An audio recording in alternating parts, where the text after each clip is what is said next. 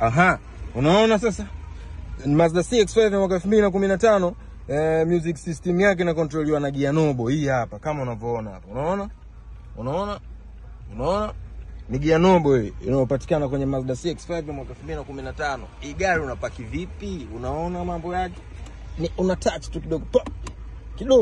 Kidogo tu. Hii ni Mazda CX-5 mwaka 2015. Inapatikana kwa bei ya milioni 38 na laki 5. Milioni 38 na laki 5.